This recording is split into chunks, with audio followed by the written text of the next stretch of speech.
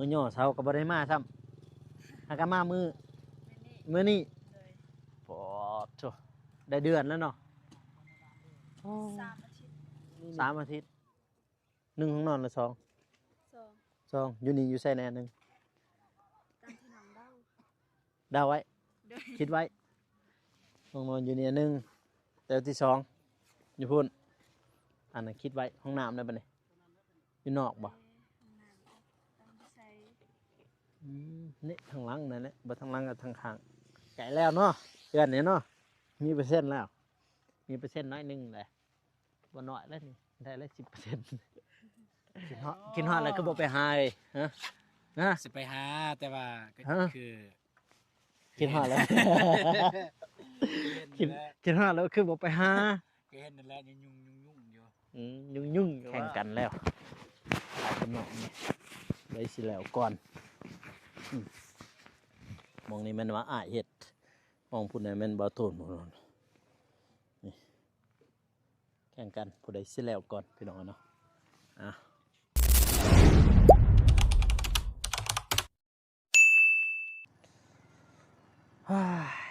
น้องเอ้ยเปิดภาพมาต่อจากบ้านน้องอำพรแล้วน้องพี่น้องเนาะเพราะว่ามาหานักร้องแล้วพี่มาอยู่บ้านเบาตูนพี่น้องเนาะบ้านเบาตูนหรือว่าบ้านน้องบ้องนั่นเองพี่น้องเนาะบ้านไม้ของเพิ่นได้แต่ว่าบ้านชื่อบ้านเบาตูนนี่แม่นบ้านนะไม้ดำไม้พี่น้องเนาะขึ้นกับเมืองท่าแต่งแควกเสกองพี่ปูตั้งแต่เขาเจ้าย่อเสาบ่แม่นตั้งแต่ก่อนหน้านั้นก็ยังบ่ทันได้มาเยี่ยมพี่น้องนะมาฮอบนี่พี่จนก่อผ้าซาวแล้วพี่น้องเนาะบ้านบ่าวตูนแล้วก็บ้านใหม่ของน้องบ้องเพิ่นพี่น้องเนาะเปิดหน้าเห็นตากันบัดนี้พี่น้องเนาะก่อนอื่นหมดก็กราบสบายดีเด้อพ่อแม่พี่น้องเนาะบ่ว่าสิอยู่ภายในหรือว่าต่างประเทศก็ยินดีต้อนรับเข้าสู่ช่องบ่าวโกชนบทสปปลาวพี่น้องเนาะมาหอบครั้งนี้ก็แล้วเวียกแล้วงานก็มาเยี่ยมมายามเพิ่นนะพี่น้องเนาะมา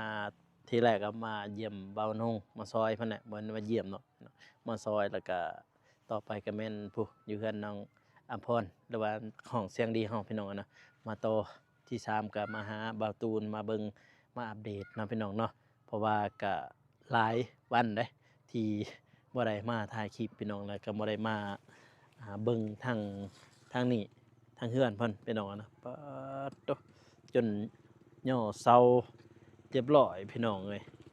ย่อเสาแล้วทางนี้ย่อเสาแล้วก็เทผ้าเสาถึงเจาะน้ำแน่พี่น้องเอ้ยเจาะน้ำเจาะในเรียบร้อยพี่น้องเนาะทางนี้ไปแล้วเห็นทรงเฮือนแล้วพี่น้องเนาะเห็นทรงเฮือนของเบาตูนน้องบ้องพี่น้องเอ้ยไปบ่ได้มาประมาณอยู่20 กว่าวันพุ่นเลยเพิ่นได้มาทางนี้แต่ว่าเป็นเดือนพุ่นเด้เฮ็ดสร้างได้เนาะคือมะลิอยู่ในจุสบายดีนะเว้ยมาแต่จังโมงตอนเที่ยงอ๋อในหอบรายเดือนมื้อนี้บ่มื้อแรกตั้งเสาเคยมา มือมาตั้งเช้าอันมาอยู่เนาะบ่ได้มาบ่คลัมก็ไม่นั่นแหละโอ้ไม่นั่นก็คลัมแล้วแต่มือย่อเช้าอันไหน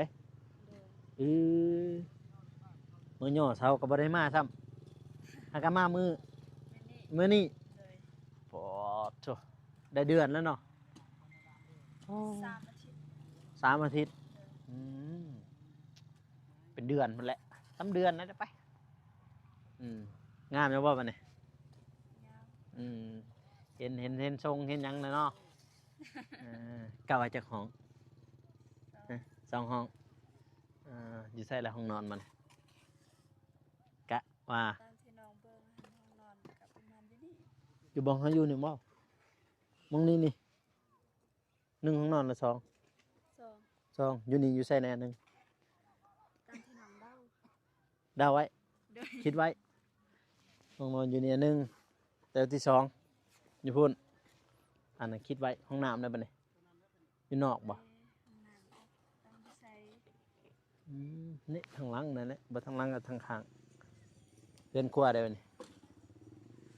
บ่ทันหูยังบ่ทันฮู้พี่น้องเอ้ยแต่ว่ามื้อนี้ก็มาแต่ตอนเที่ยงบ่ โดย อ๋อมาแต่ตอนเที่ยงพี่น้องเฉพาะไปหาอยู่เฮือนบ่เห็น แม่นบ่ แม่นั่นแหละไปหาเมื่อกี้ ได้ถ่ายคลิปบ่ตอนไปหา บ่ ไปหาน้องอภร อ๋อ ไปหานักห้องเฮาอยู่ พ่อเพิ่นบ่ พออยู่เราก็อยู่หั่นแหละเราอยู่เฮือนนั่นแหละบ่ได้ไปใช้เรามื้อนี้เพราะว่าเราซักเครื่องติมื้อนี้นี่เป็นแนวซั สั ก ก เค เค รื่ รื่ อ อง งก็แปลงโทรศัพท์เนาะโทรศัพท์เราเพ่ บ่ฮู้อยู่บ่ฮู้กันว่าโทรศัพท์เพเห็นแต่ละว่าปีตอนอีชังตอนจบคลิปแล้วว่าโทรศัพท์เราเพบ่เราไปแปลงอยู่ท่าแต่งบ่ เราไปแปลงแล้ว จักได้แล้วบ่ บ่ น่าจะได้เด้อเพราะว่าก็ตอนเพิ่นกลับแต่แต่งก็ได้เซตหากันน่ะเด้อน่าจะได้นะ เพราะบางที่เห็นข้อยได้ยิน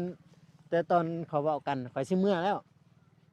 เราว่าโทรศัพท์ตัวเองเพแล้วว่ะแต่ว่าเอ้าจะเอาโทรศัพท์ให้ซัดโทรศัพท์คนอยู่เฮือนแล้วว่ะ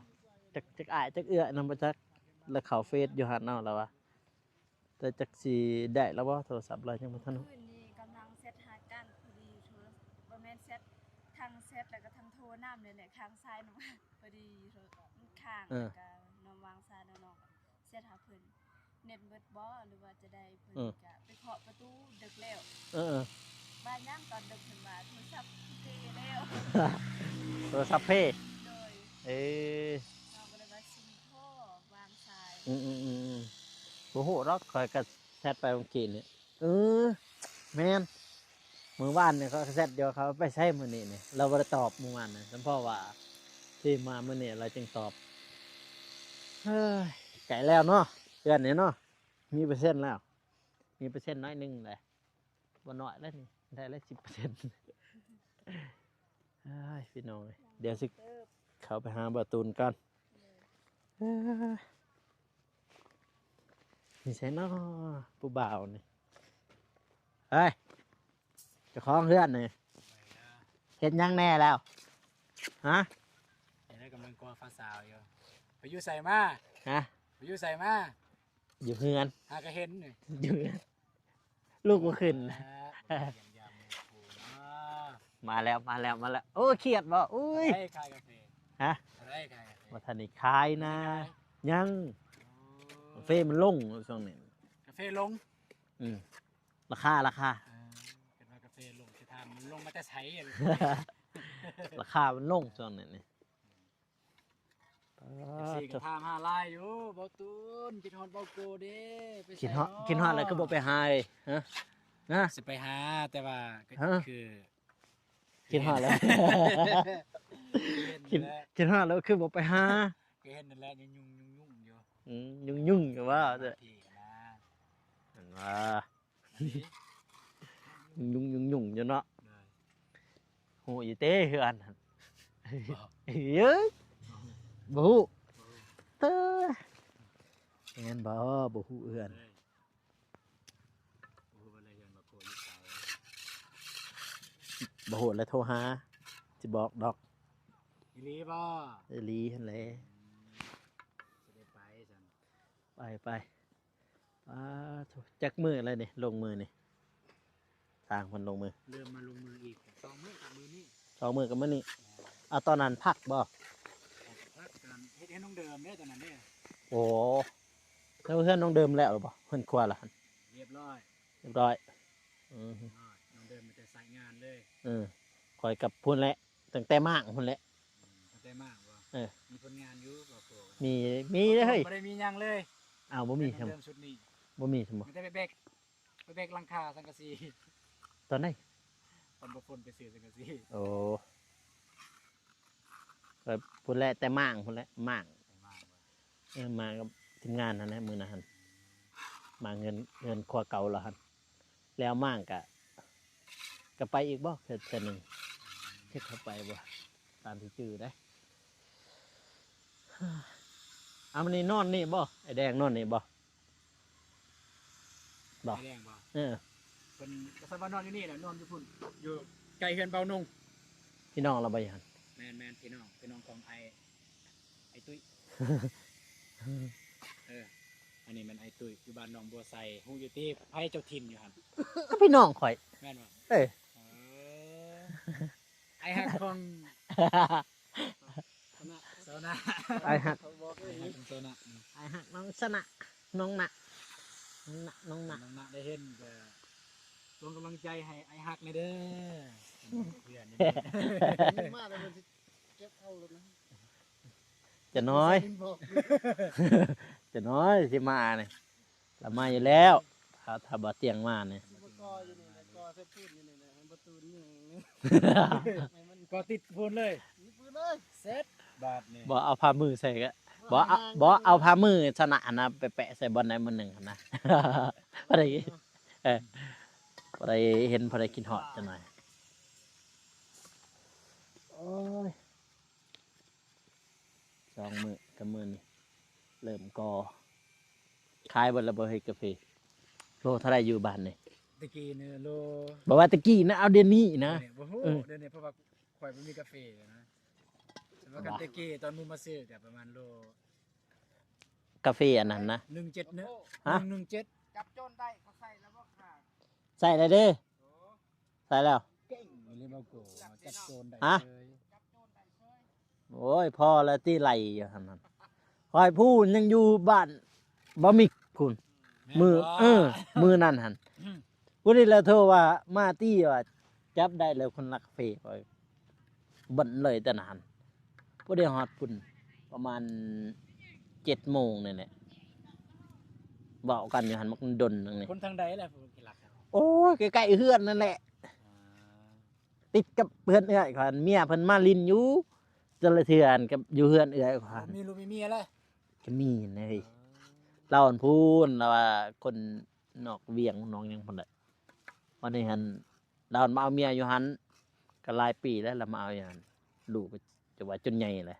นี่จะมีกล่องยังจะเปลี่ยนอยู่เนาะ ฮะ ว่าแค่นี้แต่ว่ากล้องจับเลย เออ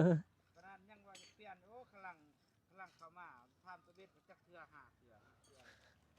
เมียมาเพิ่นว่ากำลังเทือเดียว แต่ยังวะพอดี ห้าเทือกะเทือละหลางเอา อยากว่ากลัวได้เถอะละละ คนก็เสียอยู่บ่ เสียอยู่ดินี่นะวังวันทีมีแต่ได้ประมาณ5 มื้อนับแต่ถ่ายคลิปตอนนั้นแล้ว นับแต่จับได้หั่นนะ5 มื้อ 5 มื้อเมียเพิ่นก็มาใช้ประมาณ5 ล้านพุ่นเนาะ ตอนลูกเมียเนาะ เออเฮ็ดจังได๋ได้เนาะเจ้าไปขี้หลักเพราะว่าทำอิทันเพิ่นนั้นยอมรับแล้ว ใส่ซ้ำนี่ ตอนเว้าว่า เติมอีก กับอันนั้นกับเมียเพิ่นหันอีกเพิ่นว่าตัวเองบ่ยอมเพิ่นน่ะโทรหากลุ่มแล้ว กุมมาจัดการนะ บอกว่าถ้ามีท่านพ่อเขาไปแจ้งในบ้านไปแจ้งบ้านแล้วแหละในบ้านเพิ่นว่าให้เจ้าเว้ากัน2 ฝ่ายถ้าว่าบ่ตบบ่แตกแม่นว่าไปเอาในบ้านมาในบ้านจะเอิ้นกลุ่มลงมาโอ้ยคันจะอันนั้นขึ้นน้องการขึ้นกลุ่มมันปีหนึงก็6 เดือนแล้วปีหนึงก็6 เดือนบ่จักเท่าใดแหละเขาว่าที่รักครับพอดีแล้วลูกเพิ่นใหญ่อยู่หั่น ไปอยู่ในคุกลูกเพันใหญ่แล้วแหละอยู่นอกครับ บอเพื่อนอยู่ถึงเด้ก็หลักกาแฟตาก กาแฟตากว่าเวลาหั่น อืม โอ้โหดแท้ แบบเดียวกับบะเมกนั่นแหละอยู่หันบะเมกแบบเดียวกันน่ะ บ่แม่กันบ่ไปดึงเขาไปดึงเอากาแฟกระสอบติ บะเมกเข้ากระตากคือกันกระตากอยู่ทางหน้าเฮือนผู้คอยกระตากคือกัน แต่ว่าผู้คอยตากหันมันหลายเลยบัดเดียวหันตากหันบัดนี้เพิ่นกับปิ่นโอ้ยหัวก็อย่าว่าสูงเติบเลยอันนั้นเสียงน้ำหัน2 เมตรปุ่นมันไปปีนเอา ต้องอยากนะ อืม ต้องอยากมาเข้าไปออกไป ตอนคอยอยู่หันเพิ่นเห็นเด้ตอนคอยขึ้นยามหันก็ขึ้นเด็กน้อยคอยสเตย์เอาแต่ผู้ใหญ่ ตีเลย มา สิตีเลย บ่เขาว่าคิดว่าเด็กน้อยแต่ว่าแม่เขาว่าทำอิดว่าแม่เขาว่าน่าจะแม่นเด็กน้อยแม่เขาว่าเขาก็บ่ฮู้ว่าบาผู้ใดหั่นน่ะแต่ว่ามันสิย่านเรียนกันเลย มือที่หนึ่งมือที่สองมือที่สามหยุดมือที่สี่ก็หยุดค่อยก็มามือที่สี่หั่นมาเฝ้าอยู่หั่นเขาเฝ้า เนี่ยโจรบ่มาเนาะ บ่มาเลยเฮือนไกลๆบัดนี้หันเฮือนค้างกันกับเฮือนเอื้อยก็หันแม่เฒ่าพุ่นเฮือนตอนนั้นหัน เป็นมาเท่าเพิ่น เพิ่นน่าจะมาหั่นแหละมาแบบมาเฮือนแม่เฒ่าไม่ยังน่ะเห็นเฮาเขาเฮือนทางนอกเด้เฮาเขาทางหลังบ้านนี่แหละ แต่เพิ่นเห็นบัดนี้นี่เห็นแล้วบ่มามือต่อมาอีกมือต่อมาก็สิบ่เห็นน่ะในมือน่ะหั่นเพราะว่าเพิ่นปีนหัวอันเด้ ปีนหัวบัดนี้มันสูงดังอึบ เปลี่ยนหัวเลย ต้นลงมาดังอึบบัดนี้คนข้างๆเฮือนยังบ่ทันได้นอนเขายังอยู่เฮือนครัวเขาอยู่ คนรักกับพี่อยากไปแล้ว บัดนี้หันพอดีเพิ่นก็แซดมาหาใส่พ่อเขาว่าไผต้นกระแพงเพิ่นว่าผู้เจ้าบ่เห็นขวดกาแฟว่าซั่นหวยขวดโจดจังซี่นี่ ให้เสร็จ นั่นคนข้างๆเฮือนนั่นน่ะบัดนี้พ่อข่อยก็อ่านแล้วก็ไขประตูเลยเห็นเพิ่นแล้วติบัดนี้นี่เห็นพุ่นผู้ดีแลนแต่ว่าปลากระเพนก็สูงกว่าตัวนี้กระเพนจะสูงกว่าตึบกว่าอีกบัดนี้นี่ว่าแลนตอนนั้นเพิ่นสิปีนนี่ปีนที่กระแพงตะนางหันสูง2 เมตรพุ่น ตะนางบ่แม่นกำแพง ตะนางว่าจังได๋ ตะนางบ่แม่นกำแพงกำแพง สิปีนตะนางตอนนั้นโอ้สูง2 เมตรมันสิปีนก็ปีนทันนั่นแหละแต่ว่าพอก็ลัดไปเบื้องหน้าโอ้ยกระสอบกระทิ่มเลยอยู่หั่นถ้าคอยอยู่นี่โอ้ยตอนอยู่หั่น ได้มวยแล้วเนาะ ได้มวยเพิ่นแล้ว จงมันบ่เหลือใจไปหลัก ก็ย้อนเฮาไปถ่ายคลิปแต่ละเทื่อกะเฮาเมื่อตอนแรกน่ะแม่ก็ว่า เสียอีกแล้วกาแฟครับเอ้ยคือเงามาเถอะพุ่นเฮ้ยแม่นจังมือเฮือนน่ะบ่ปู่ เพื่อนมันมีคนนึ่งเขาสิได้ขอบเมื่อได้เด้เนี่ย อืม สิไปส่งน้องเพิ่น อืม ตัวบ่มีไผ เป็นนางห้อยเงาผู้อยู่พุ่น แต่ว่าก็อัปเดตเบิ่งอยู่นี่บอกโกก็ นะเออ คอยก็สิไปส่งน้องเพิ่น เห็นงอยเงาผู้น้องน้อง คนซุ่มเบิ่ง คนเด้งอย บังเอ้ย อุ๊ย บัง ไปนั่งอยู่หั่นไปน้องเลย คือการยันเขารักเสาบ่หรือว่ามาหับบ่ สิได้ไปส่งน้องสิได้ไปส่งน้องบองกันนะไอ้คือไอ้แดงไอ้แดงเรือไอ้แดงสิไปส่งน้องเพิ่นก่อน เด้อ ส่งน้อง ไปดีเด้อ ก่อนเด้อ เด้อไป ไป ไปพุ่นนางเงาอยู่พุ่น โอเคโอเค นั่ง ส่งน้อง จุ่ม เพิ่นก่อนพี่น้องเลย สงสัย พาเข้ามาขึ้น เออชงลูกคนนี้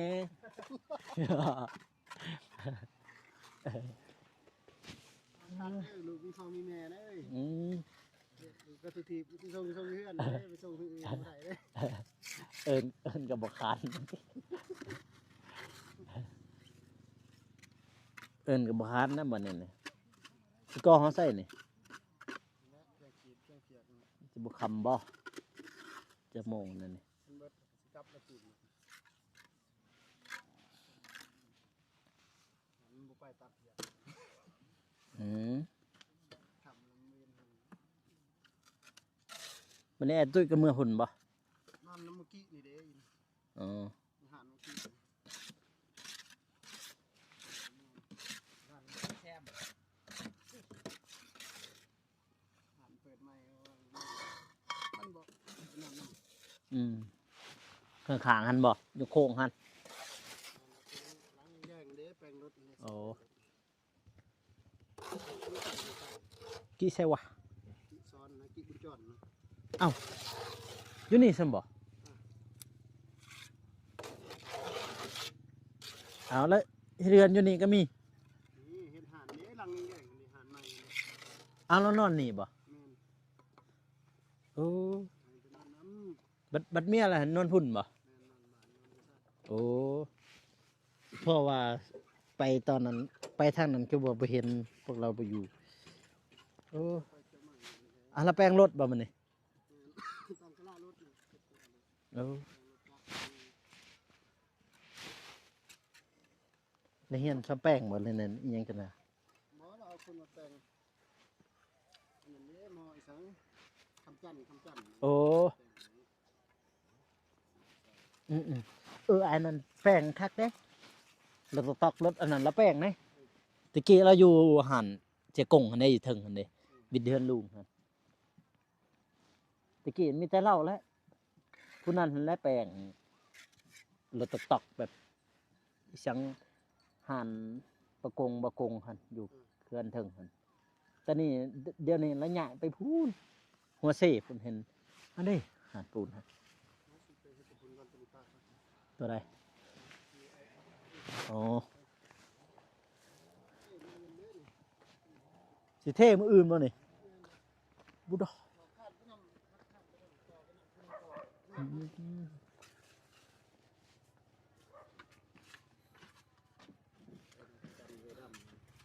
พวกน้องจะเอาเมียเบิ้ลเล่นเนาะตุ้ยอันนั้นอีช่างเลยช่างเขาลืมซื้อลูกหลา สั่งทั่วประเทศมีคนมันไปอยู่ดอนตลาด ดอนตลาดพุ่น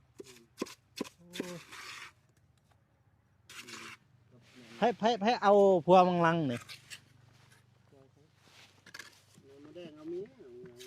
แม่นบ่ คนดักมัน ต่ออยู่สิเจ็ดไหน ดักมันมันเอาเมียคนดักมัน อ๋อ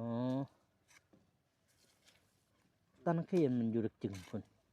อยู่ดึกจึงเป็นตัวแดงน่ะ แม่เนี่ยก่อนนี่อยู่นะรักษา อืม ดักมันอันนี้ตัวเมียทำไงฮะกินงานแบบใบนั้นใบตั้งแต่อาหารนะมาจากหลักลงยังเกิด อืม สามครอบครัว อืม ออกกินงานได้ วันนี้พ่อจะอยู่ใช้กล้องพุ่นแล้วเนาะหรืออยู่นี่ อยู่ใส่กล้อง อ๋อบำนานน่ะบ่เล่าหัน แม่นขอบำนาญเลยเด้อ เพิ่นกับลุงเพิ่นได้บำนาญก่อน เพิ่นเนี่ย เพิ่นนั่นเนาะลุงหากับ อัน ปี นี้ ไก่ ปีเลย บ่ลุงหากับปีไก่ พอเห็นเลย อืม เสียงอะไร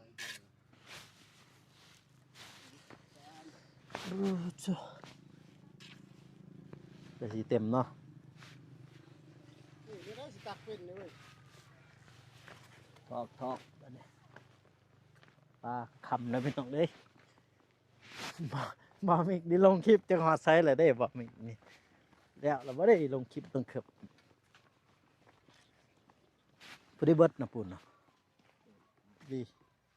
พอดีพอบ่าวมิกอยู่สไลด์เนาะบรรยากาศยามแรงเนาะทางบ้านบ่าวตูนเพิ่นแต่ว่าบ่าวตูนเพิ่นไปส่งทางน้องบ้องเพิ่นอยู่อาหางพุ่นกะบ่ไกลแต่นี่ไปแต่ว่าประมาณ500 เมตรประมาณนั้นบรรยากาศทางบ้านเพิ่นแต่ว่าบ้านเพิ่นกับบ้านเบาโกนี่ก็อยากว่าอยากซ้ำกันพี่น้องเนาะซ้ำกันความเย็นนี่แหละเพราะว่าห่างกันผู้น้อยเดียวนี่แหละเพราะทางน่ะเป็นบ้านเบาโกและทางนี้เป็นบ้านของประตูนพี่น้องนี่ผู้น้อยนี่แหละนี่ก็ส่วนยุนส่วนผู้โอ้โหเงินไพ่อีกเคยอยู่มันนี่ปัดโตเงินไพ่อีกนี่มองที่ว่ากิบกาแฟบ้างน่ะโย่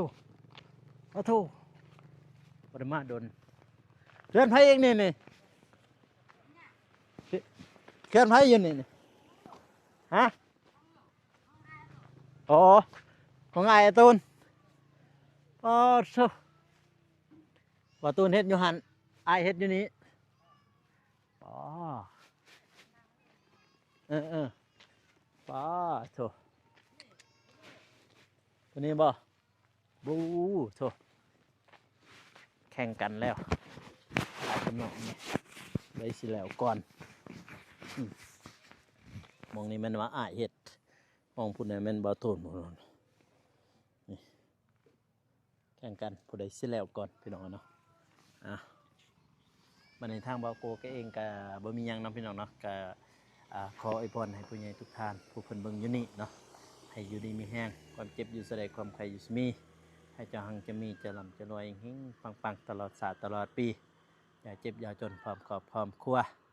คลิปนี้บ่าวโกขอตัวลาไปก่อนเด้อพ่อแม่พี่น้องเนาะก็อย่าลืมฝากกดไลค์เพื่อเป็นกำลังใจให้บ่าวโกเฮ็ดคลิปต่อๆไปสำหรับคลิปนี้ขอกล่าวเข้ามา